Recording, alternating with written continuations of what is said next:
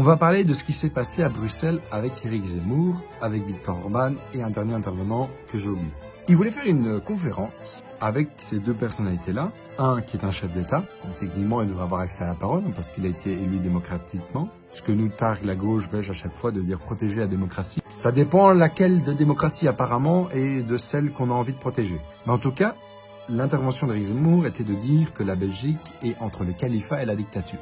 Commentaire tout à fait honorable, étant donné qu'il est vrai.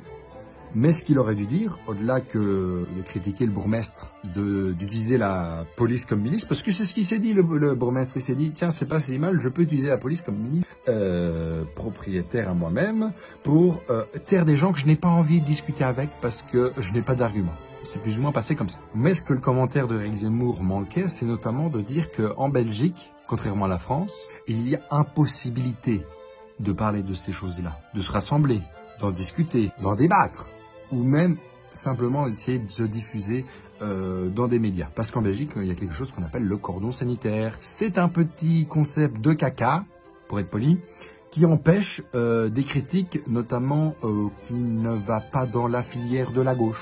Là où en France, c'est encore faisable. Éric Zemmour est invité à la télé, il est invité à la radio, et il peut publier des livres qui parlent de ses idées et de son combat. Là où la Belgique, c'est pas possible. Faut passer par les réseaux sociaux. Et quand on parle de la télé, eh ben, on n'est pas dedans. Il n'y a pas des membres qui passent à la télé, ou alors c'est super rare, et en général, c'est pas fait exprès. C'est souvent des bourdes de journalistes qui se font après recadrer. Et donc, en général, en Belgique, c'est pas possible de faire ça. Et c'est là que le commentaire de Éric Zemmour aurait dû aller plus loin et pas simplement dire vous voyez, on peut pas se rassembler.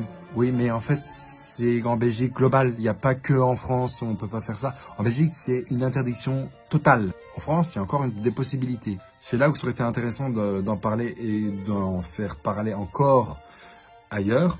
C'est de prouver au monde qu'en Belgique, on interdit des idées. On les bloque complètement.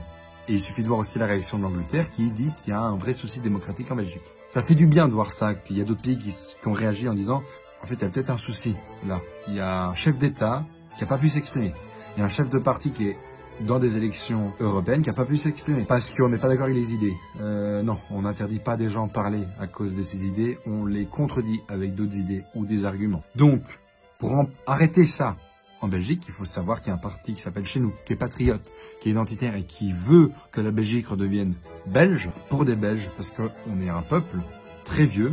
La Belgique est très jeune, mais on est un peuple très vieux. Et pour continuer à combattre les autres et à se battre pour cette identité-là, il faut voter pour Chez Nous en 2024.